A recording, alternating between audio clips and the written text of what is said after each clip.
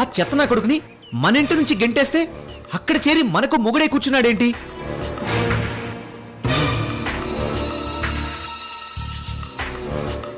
నాకు అది అర్థం కావటం లేదురా. అసలు వాడక్కడికి ఎలా చేరాడు, ఎవరు చేర్చారు? అను అన్నయ్య వాళ్ళు ఎందుకు చేర్చుకున్నారు? ఆ డీటెయిల్స్ అనూనే ఇచ్చిందిగా, మళ్ళీ అదే ప్రశ్న వేస్తావేంటి చిరాగ్గా? అన్నా, నా ఉద్దేశం నిజమైతే అత్త నీకే ఫోన్ చేస్తుంది, నీతోని మాట్లాడాలి, కలుద్దాం అంటది. మరి నేనేం చెప్పాలి? ఇక్కడే అందరి ముందు మాట్లాడమనాలా? గుడ్. ఇంకా నిశ్చింతగా ఉండు. నీ ఆస్తిని, నీ భార్యని నీకందించే పూచి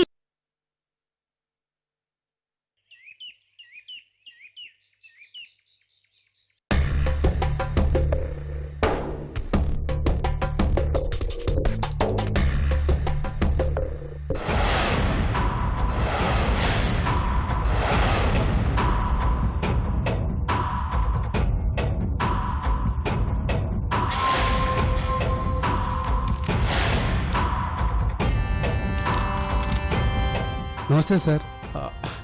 నమస్తే లాయర్ గారు, రండి కూర్చోండి. కీర్తన, కాఫీ తీసుకురా.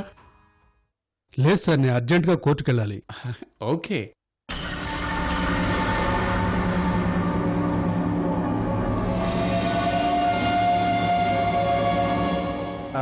ఇక అన్ని ఫార్మాలిటీస్ పూర్తయ్యాయా?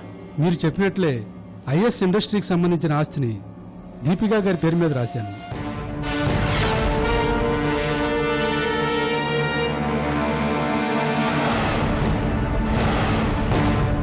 ఇదిగోండి దానికి సంబంధించిన డాక్యుమెంట్స్.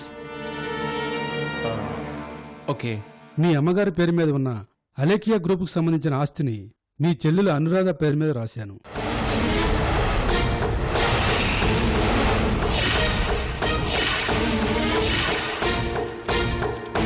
ఇక రిజిస్ట్రేషన్స్ మాత్రమే మిగిలాయి. మీరు మీ కంఫర్ట్ డేట్ ఏదో చెప్తే దాని ప్రకారం మిగిలిన ఫార్మాట్స్ కూడా కంప్లీట్ చేస్తాను. Yeah sure. నేను వాళ్ళతో కూడా ఈ విషయం డిస్కస్ చేసి మీకు ఇన్ఫార్మ్ చేస్తాను. ఓకే సార్, నేను బయలుదేరుతాను. ఓకే అండి.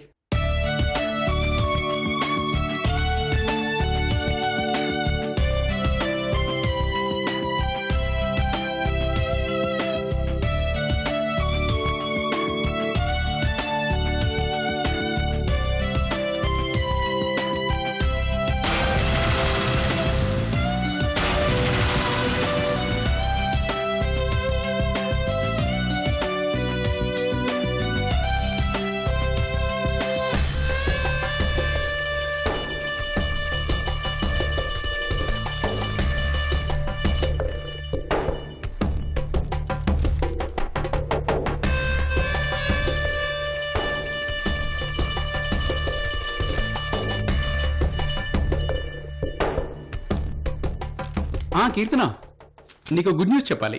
రా, ఇలా కూర్చో. అను అడిగినట్టుగా నా ఆస్తిని టోటల్గా పనిచేస్తున్నా. నాన్న వాళ్ళ నుంచి తీసుకున్న ఆస్తి దీపుకే ఇచ్చేసి అమ్మ కోరిక ప్రకారం ఆవిడ ఆస్తిని చెల్లెల పేరునే రాస్తున్నాను. ఇదిగో ఇవే ఆ పేపర్స్.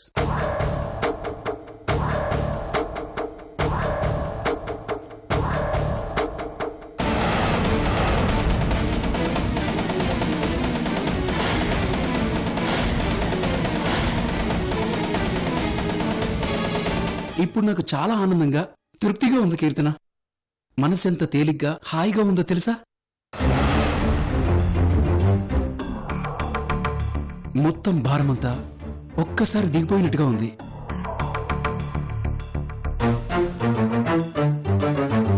అను చెప్పింది చాలా కరెక్ట్ కీర్తన. ప్రేమ, ఆప్యాయత, వీటిల్లో ఉండే ఆనందం, తృప్తి, కోపం, ద్వేషాలు లేవు.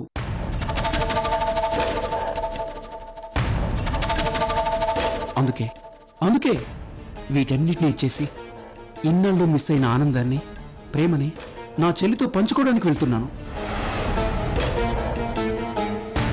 ఈ మొత్తం వదిలేసి నాన్నకి కొడుకుగా, అనుకి అన్నగా వెళ్ళాలని డిసైడ్ చేసుకున్నాను.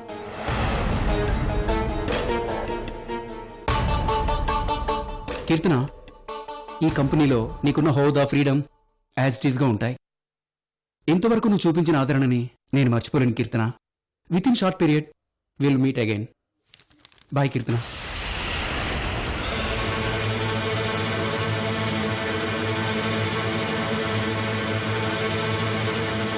ఆగండి బాస్.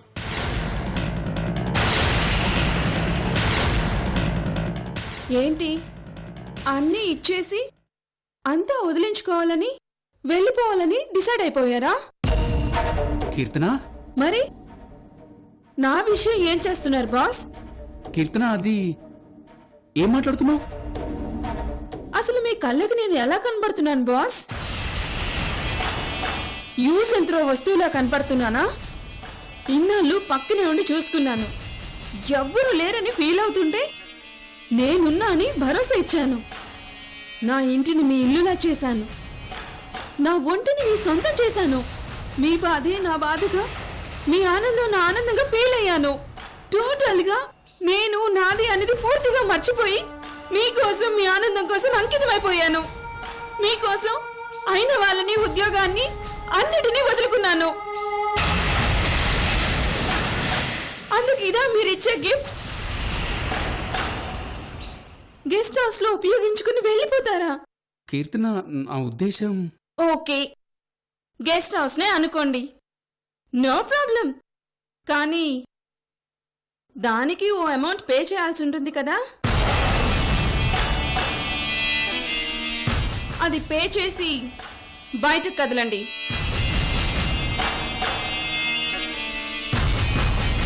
ఏంటి అర్థం కాలేదా?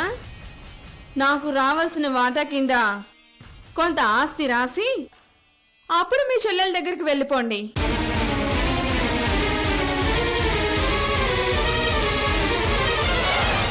ఏంటి అది కూడా ఇచ్చి వెళ్ళడం ఇష్టం లేదా? కీర్తన, ఇప్పుడు నీకు విషయం చెప్పాలి. కీర్తన, నిజానికి నేను నీ గురించి అనుకున్నది, ఊహించినది వేరు. ఇప్పుడు నీ ప్రవర్తన నిజంగా నాకు ఊహించిన షాక్. యాక్చువల్గా నేనిప్పుడు నాన్న దగ్గరికి, అను దగ్గరికి వెళ్ళి ఇవి హ్యాండ్ ఓవర్ చేసి నీ గురించి చెప్పి, నువ్వు నా కోసం చేసిన సర్వీస్ గురించి, నీ త్యాగం గురించి చెప్పి నిన్ను పెళ్లి చేసుకోవడానికి ఒప్పించాలనుకున్నాను. పెళ్లి చేసుకున్నాక అను నాన్నతో కలిసి మనం హ్యాపీగా కాలం గడుపుతూ ఎన్నాళ్ళు మిస్ అయిన ప్రేమ, ఆప్యాయతలు ఎంజాయ్ చేద్దామనుకున్నాను.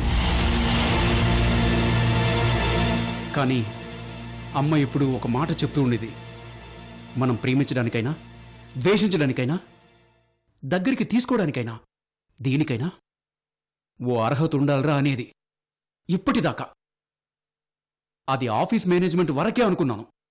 ఇప్పుడు అర్థమవుతుంది, అది కేవలం వ్యాపారాన్ని మాత్రమే కాదు, జీవితాన్ని బ్యాలెన్స్ చేయడానికైనా అవసరమే అని.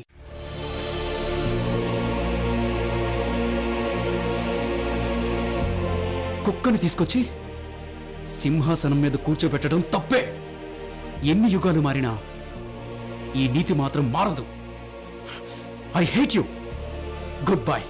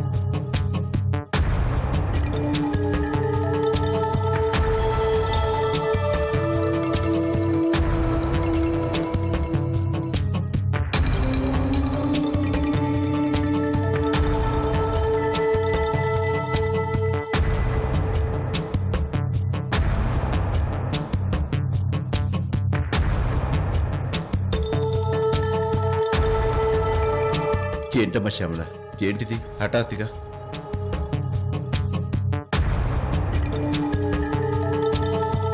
అవత్త గింత అర్జెంటుగా ఆస్తి పంచడం ఎందుకు పెట్టినావు? ఏమైంది ఇప్పుడు?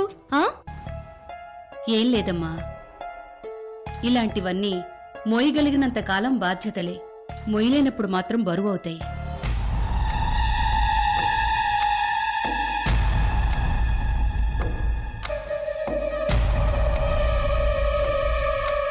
ఒకసారి బరువు అనిపించాక ఎంత త్వరగా వీలైతే అంత త్వరగా దించుకోవడం మంచిది కదా. అదేంటి పిన్ని, ఇన్నాళ్ళు బాధ్యత అనిపించిన విషయాలు ఇంత సడన్ గా బరువుగా ఎందుకు అనిపిస్తున్నాయి?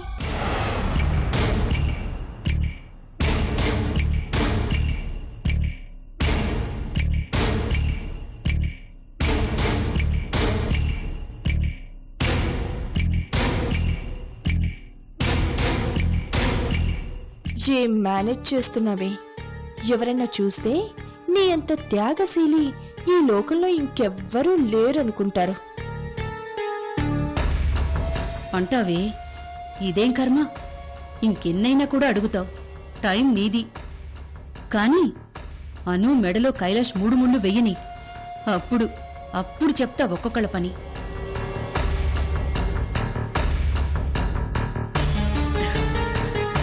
మీరు పెద్దవాళ్ళైపోయారమ్మా. ఎంతైనా మీ ముందు పిల్లలమే కదా పెద్దమ్మా. మీరు పిల్లలేంటమ్మా, పిల్లలకి తల్లులవుతుంటేను.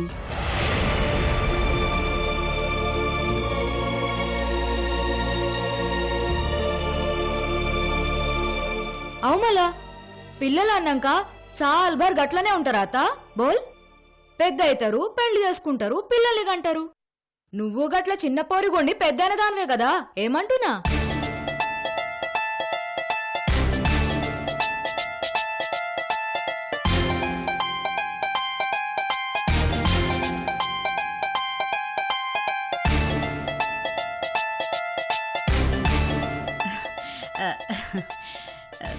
అవునవును, అందరం అలా వచ్చిన వాళ్ళమే, నిజమే.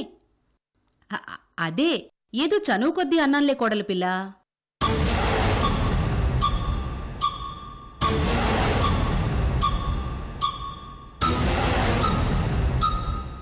నేను అత్తవనే మజాక్ చేసినలే అత్తమ్మా. సరే సరే అత్తయ్య, ఇప్పుడు ఈ మీటింగ్ ఎందుకు పెట్టారో ఆ విషయం ముందుగా చెప్పండి. అవు గా ముచ్చట ముందుగా చెప్పత్తమ్మా. అన్నయ్య, ఈరోజు మీ ముందు 2 ఇంపార్టెంట్ విషయాలు అందరికీ చెప్పాలని మీ ముందుకొచ్చాను.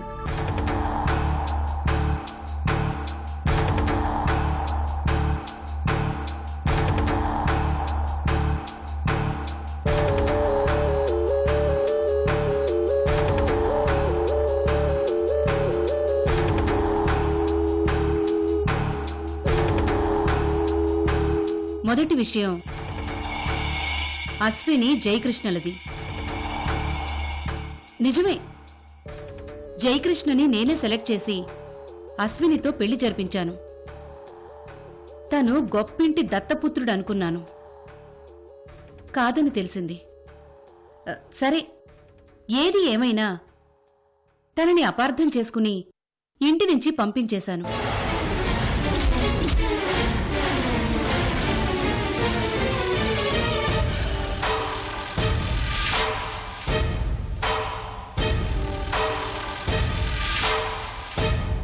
ఇప్పుడు ఇక్కడ మీ దగ్గర చూశాక అర్థమైంది తను యోగ్యుడని. యోగ్యుడు కాకపోతే మీరు దత్తత తీసుకోరు కదా.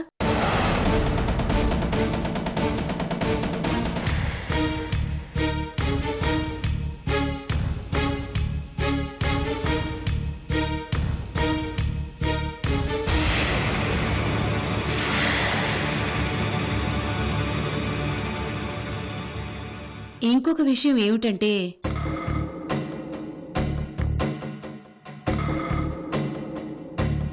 అశ్విని గర్భానికి కారణం జయకృష్ణే.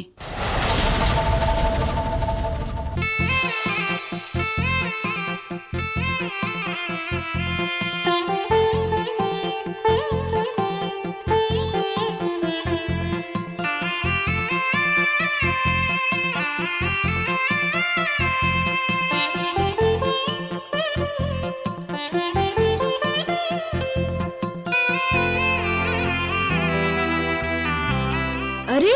అవునా, వదిన కడుపుల బిడ్డకి అన్న తండ్రా? అవ్వన్నా, గీ ముచ్చట మాకు చెప్పకనే పోతివేంది? అదేంటమ్మా, ఇది నిజమే? అవునన్నయ్య, ఇదే నిజం. మరెందుకక్క మాకు చెప్పలేదు? నువ్వు కూడా ఏంటి పెద్దమ్మా, మాతో పాటు అక్కని తిట్టేవే గాని ఇది నిజమని ఎందుకు చెప్పలేదు? అదే ఇప్పుడు చెప్పింది కదా, ఎప్పుడు చెప్పినా నిజం అదేగా.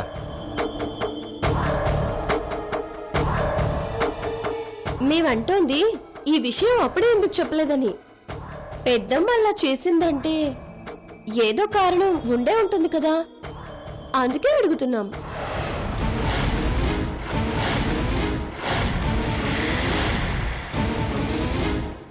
నిజమే అక్ష, నువ్వన్నది 100% నిజం. నేనా విషయం బయట పెట్టకపోవడం వెనుక బలమైన కారణమే ఉంది.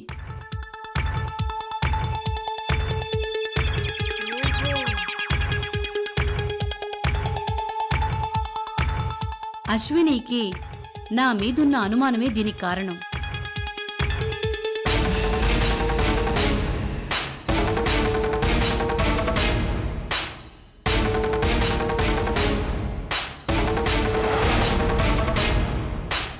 మా అందరికన్నా ముందుగా జయకృష్ణ యోగ్యుడని అశ్వినినే గుర్తించింది. కాని తను జయకృష్ణతో కాపురం చేస్తోందన్న విషయం తెలిస్తే నేను తప్పు పడతానని అనుమానించింది.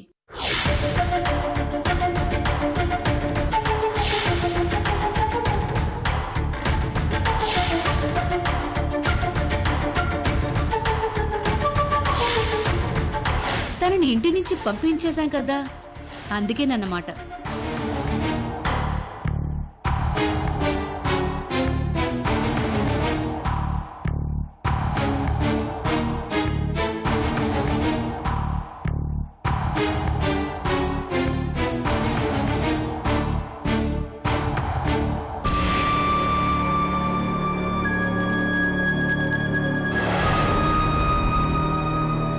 నేను లేటుగా ఆ విషయం గురించి తెలుసుకున్నాను. కానీ ఆ టైంలో ఇంటి పెద్దగా నేను తనని సపోర్ట్ చేయకూడదు.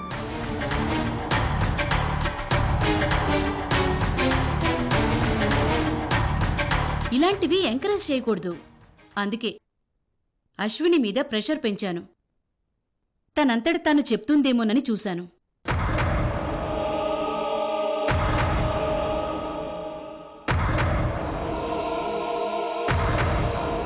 హట్ తెరీతో, నువ్వు సాదా సీదా విలన్వి కాదత్తమ్మా, ఏకదం ఖతర్నాక్ విలన్వి.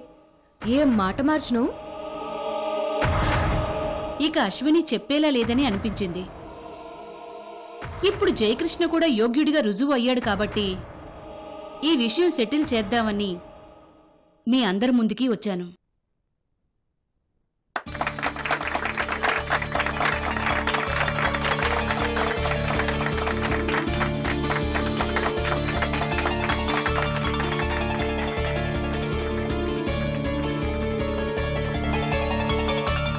అత్తయ్య,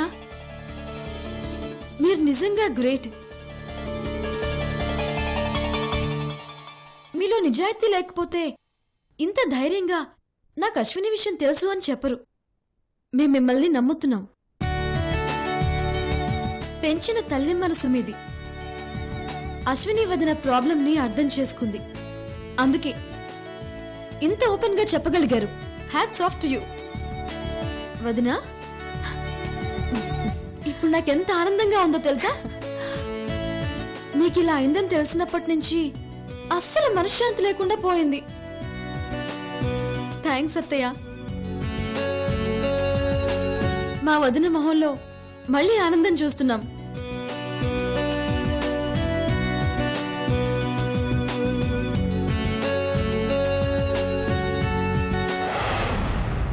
పెద్దమ్మా, కైలాష్ గారిని చేసుకోవడం అనుకి ఇష్టం లేదు.